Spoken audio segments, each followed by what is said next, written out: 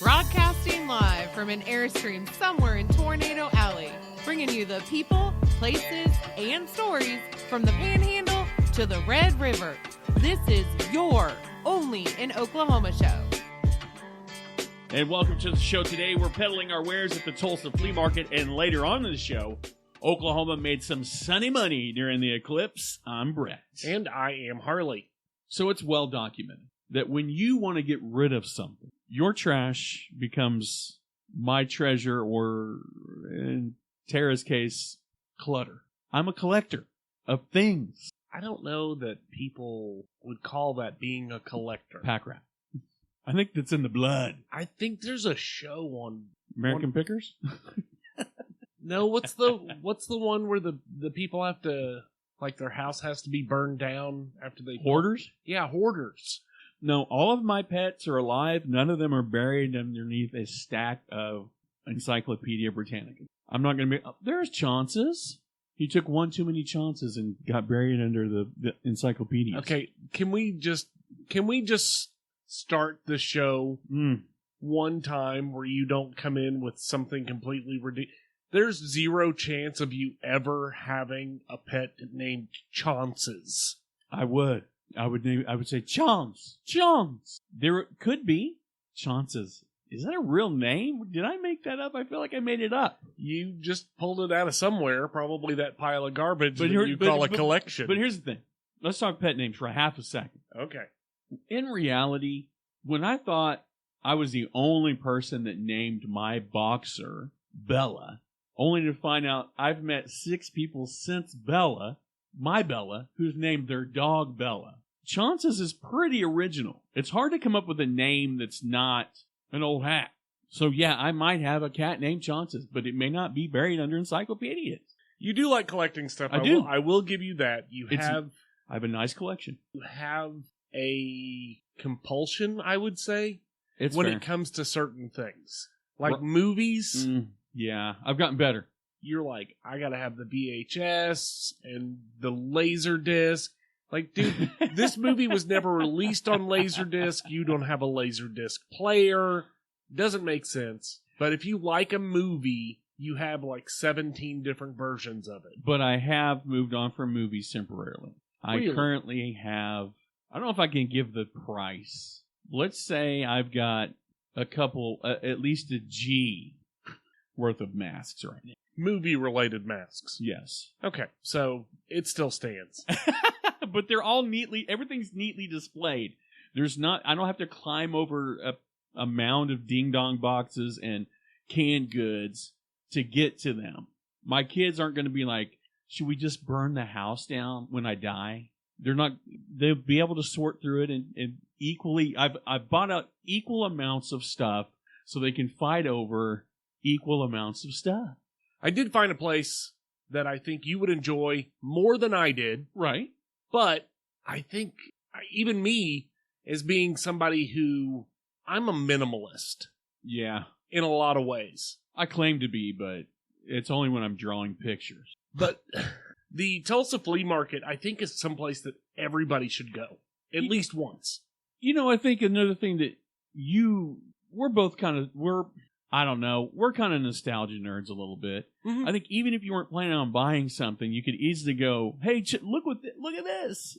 Oh, yeah. I mean, yeah. For sure. They're I enjoy going to an antique store or a flea market. Mm-hmm. I just don't have the same level of dedication to that activity as you do. You like old doorknobs and stuff like that. Dude, I do dig on that stuff.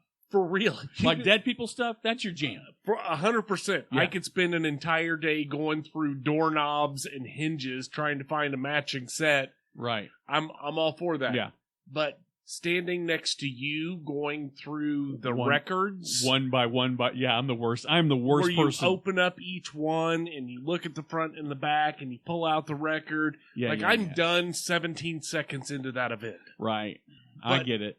I will say, the Tulsa Flea Market is going to have something for everybody. Yeah, absolutely. It happens most Saturdays at the Tulsa Fairgrounds on 21st and Harvard. It moves around inside the fairgrounds depending on what's happening that weekend. But, dude, if you're a bargain hunter, a collector of any sort, rows and rows of just tiny shops to peruse.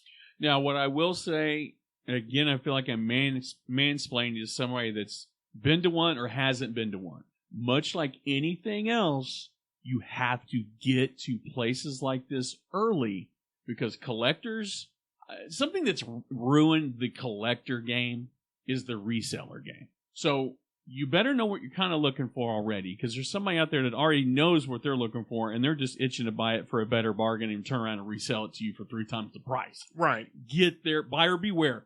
Get there early. You need to focus on things that you're actually interested in and Yes. you have some knowledge of, or otherwise it just needs to be something that you like the aesthetic of. You know, like if you're shopping for a piece of furniture, you don't need to know everything about furniture.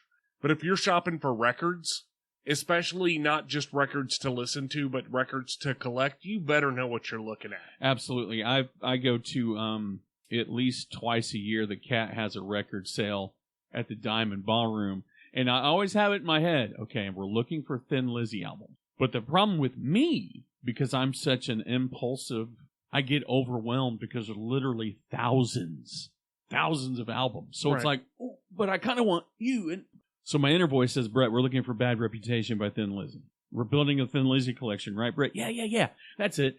Then Iron Maiden pops up. Then Kiss pops up. You get bit if you don't grab it, get it when you want it. Because then you watch somebody. There's nothing worse than picking up an album and going, you know what? I'll come back to it. You literally turn back around and there's a guy that's like, you know what? I'm coming back to it. And then they take off with it. Yeah. Because it's one of. You know, I almost bought you a record for your birthday last year. I found a record and I was like, oh, that's so I'll grab it later. Yeah, later doesn't come with Do this you kind know of what stuff. the record was? Oh, man, do I go for it? It was a Bill Cosby stand-up record. No! And literally, I was probably, I don't know, it was within 4 hours. I went back and it was gone. I did find recently, and we'll get back to this, I was at Goodwill, and Steve Martin had an album out called Let's Get Small. And it was, the cover was him with the rubber arrow through it. I picked up, I was like, I'll take it. I had put it down. I was like, I don't need it. Went back for it and got it. So sometimes it works out, sometimes it doesn't. In general, you're going to find tons of, eclectic and unusual objects, rare records, obviously, handmade jewelry, rare books, vintage treasures, things you're not going to find anywhere else. Basically anything that's legal to sell, you're going to find at a flea market. And the Tulsa Flea Market is something else altogether. For starters, 50,000 square feet. That's a lot of stuff. It's indoors. It's air conditioned. I don't know about you, but summertime going through an outdoor. Oh, yeah. It makes picking a lot easier if you've got air conditioning. 100%. This is a family-run operation since 1972. Dude, that is a long time. That's a long time to do anything. Yeah. And again, I don't know when the last time you've been to the Tulsa Fairgrounds, but the space is clean. It's well lit. It's huge. It is huge. But the clean part, makes the well lit part, it makes a huge. Their bathrooms are clean. At the fairgrounds, their bathrooms are clean. It happens most Saturdays throughout the year. They do have a schedule, though, because it doesn't always fit into the fairground schedule. So they're not it's not 100%. Right. So you're going to have to check out their website.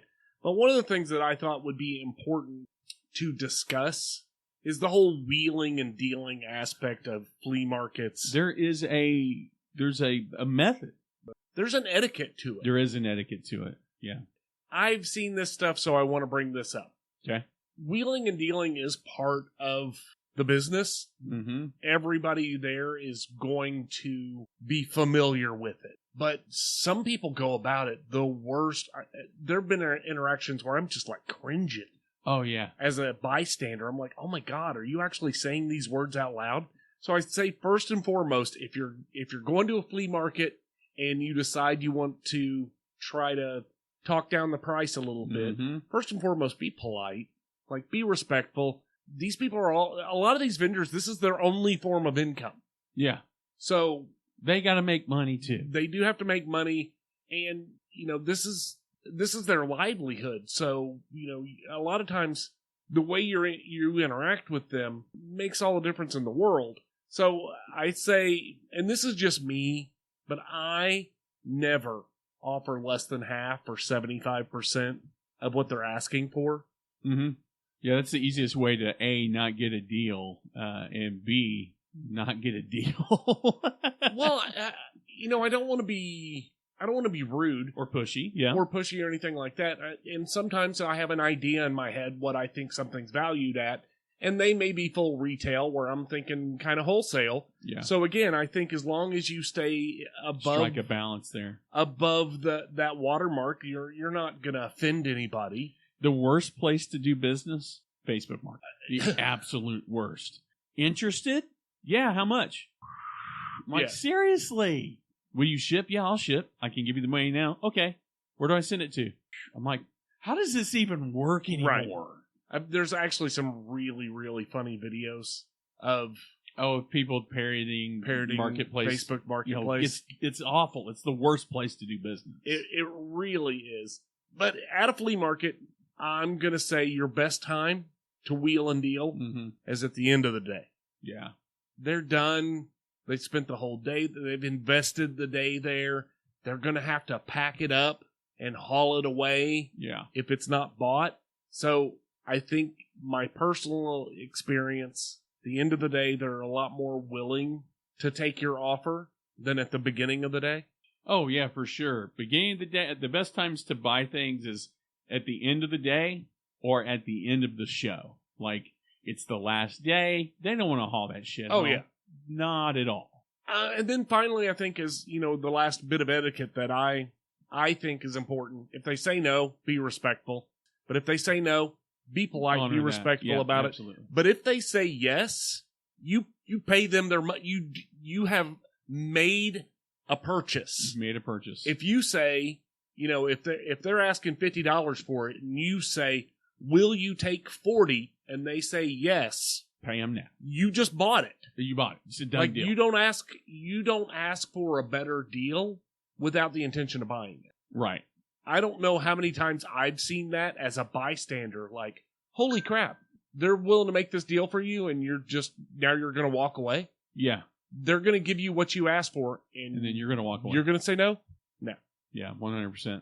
I have a bad habit of not being very good at negotiating and just paying full price out of, like, guilt. Mm-hmm.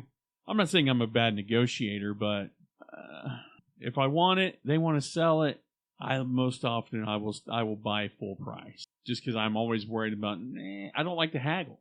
And I think there are a lot of people like that. Yeah. I don't necessarily...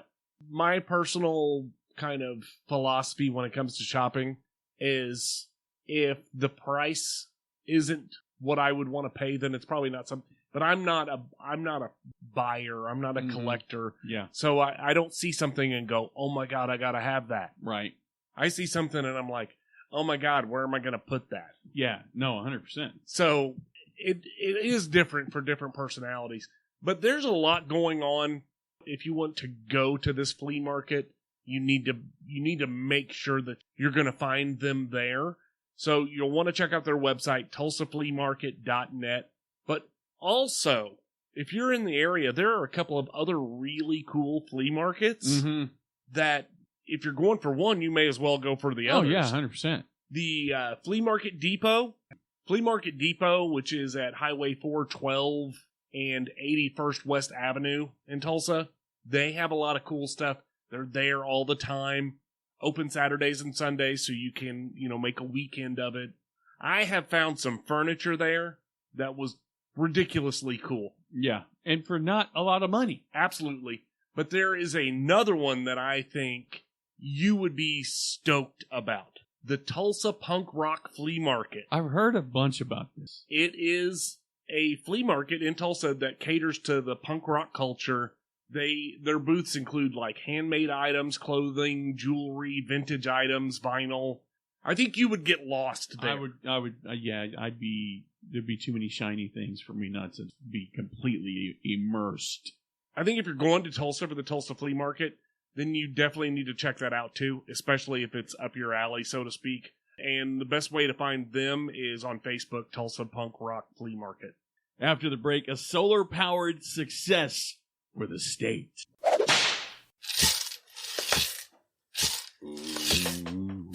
I'm Raven Rollins, and this is my Southern True Crime podcast where I discuss cases from my former hometown. Ada, Oklahoma paints itself as an average community, but its history of murder and corruption runs deeper than any story has ever told. You'll hear plenty of special guests, including authors and experts in their fields, who visit with me on each episode, as well as other cases in the southern states. With notorious and unknown cases alike, every victim sees the light on my show. This is Sirens, a true crime podcast. Today's news story from KJRH. Yeah. Safe and successful. Total solar eclipse brings $42 million to Oklahoma. Yeah, but what they don't know is there was also a total eclipse of the heart. Did we talk about that last time? We have talked about it. I did get engaged during the eclipse. I'm sorry. I am a big cheese softy cheese ball. Amber loved it, so I'm going to go with it. Did you wait? Did you like... did it take you like 6 hours to like slide it under her finger? No, here's the thing. It took her a couple of minutes to realize that I was proposing because she was looking into the sun with those damn glasses on. What? Okay, does she remember much about it? No, she was in shock. She actually didn't think that I was serious at the time. Like, it took her a second to realize I was doing it, and then it took her a second to realize that I was being serious. You know what I feel? You know, it's really weird. We were on the road. Okay. And we'd been, just having a good day. But we'd bought the ring a while back. Right. So she already knew that. She picked out the ring. She knew the ring existed. And she said she brought up the ring that day while we were on the road. And I thought, holy crap, she knows. Yeah. She brought it up, and it was something along the lines of, like, I said, I've got to pee or I'm going to die. And she said, you can't die until I get my ring. And I was like, ah! I really feel like, I'll tell you who's getting the spotlight, and that's southeastern Oklahoma. They cashed in big time. I mean, hell, I spent money while I was there, so I get it. But are you going to write off part of the $42 million on your taxes? I didn't spend the entire $42 million. I wasn't really paying attention to what we were spending, but I can see how, just from the time, just from going down there, I can see how it could have an impact. There was I talked to a lot of people. There's even a few of our listeners that Aunt Jules and her husband were going down there. There was a lot of people headed to southeastern Oklahoma, but that's one of those things where, it said over the course of 5 days, they generated over $42 million. We had talked about it. If you didn't get down there on the 3rd or even a few days before the 4th, right, you were probably going to be sleeping in your car. From what I understand, there was room at the inn, so to speak. I didn't get the impression that there would be. Right. Which I guess just really highlights the fact that there are a lot of rentals and hotels and resorts. A bunch of stuff down there. In southeast Oklahoma that accounts for a lot of beds. Yeah, I mean, some of our friends down in Broken Bow, Hochatown, Idabel, Atoka, all those places where, that was, I think, there was only one other place that you might have been able to see it better. A lot of people, I knew some people that were, and I don't know why they were skipping Oklahoma to go to Texas to watch it. Yeah, I don't know if they were necessarily skipping, but just the state parks alone. Yeah. They said generated $15 million. That's from a lot of 122 or 120,000 visitors to Oklahoma's 7 state parks in the area. I wonder if that eclipsed their numbers from last time. I don't know. By this time, when is it? 2044 is the next one? That's my understanding. The next U.S. total eclipse is 2044. And Amber is not happy with my idea that our anniversary should only be celebrated during total eclipses. My concern is that in 20 years, I will be 66. My youngest will be 22 and most likely still living at home. That's my biggest fear, is that I'll still have kids in the house in 20 years. There's a good chance. There's a really good chance. And maybe even a grandkid living with me by that time because his parents kicked him out. Or two. Hell, I've got two of them.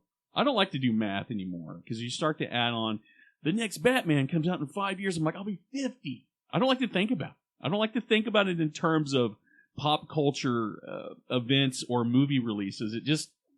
It's scary now. That's a long time. That is a long time, and you're old. I am.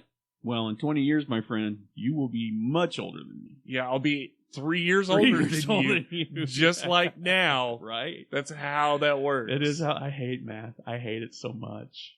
Why can't I be like Elon Musk and have like the serum, the anti-aging serums, or get stem cell treatments? Why can't I be that kind of money? I don't know. Maybe eventually.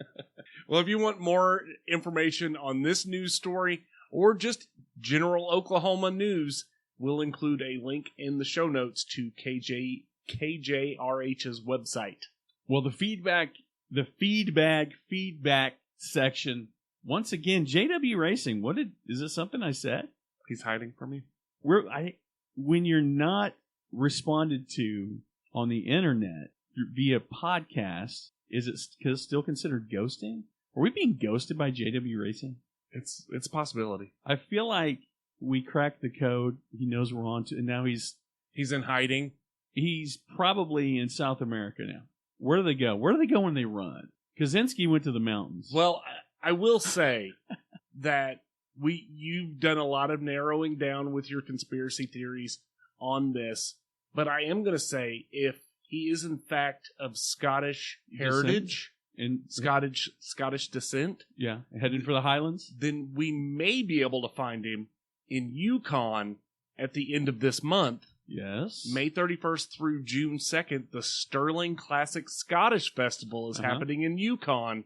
And whether you are Scottish or not, there's a lot to do at the Scottish Festival in Yukon. I am angry with my tribe, but I'm still not willing to put on a kilt yet.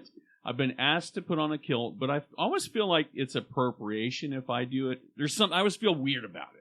Like, I don't wear a sombrero on Cinco de Mayo, and what's another one I don't do? I don't know what it is. But there's a lot of things I won't do because I feel like I'm like, I shouldn't.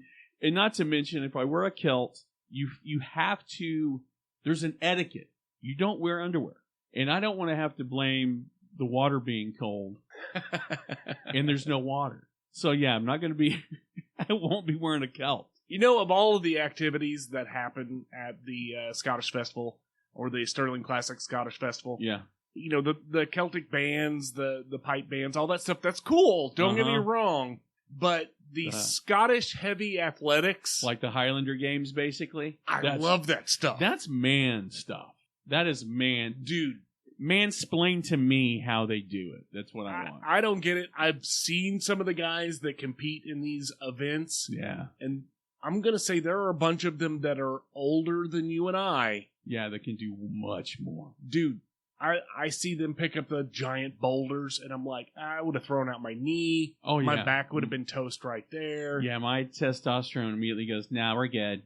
Like, the pitch of my testosterone's voice changes when it looks at somebody do something more manly than I can do. No, we're good here. That's what happened. But again, I love watching those activities. Oh, yeah, dude, it's badass. I don't get it. I don't understand it. You ever watch those World's Strongest Man competitions, like with the Atlas Stones? And I'm like, dude. Yeah, but I think there's something a lot more with the primitive, the boulders, the hammer throw, and stuff like. Yeah, 100%.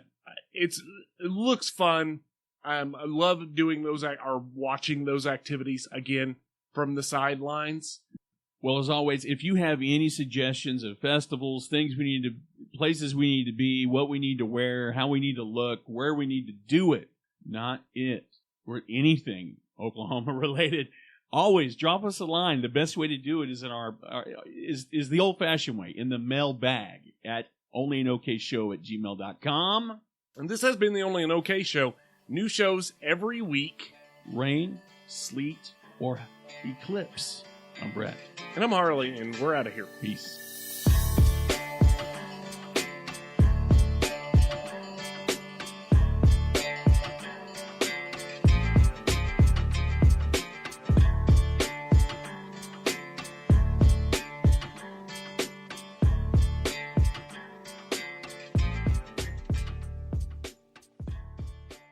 Three, two, one. And welcome to the show. Today we're peddling our wares at the Tulsa Gabbard Flea Market. 3, 2, 1. And welcome to the show. Today we're remember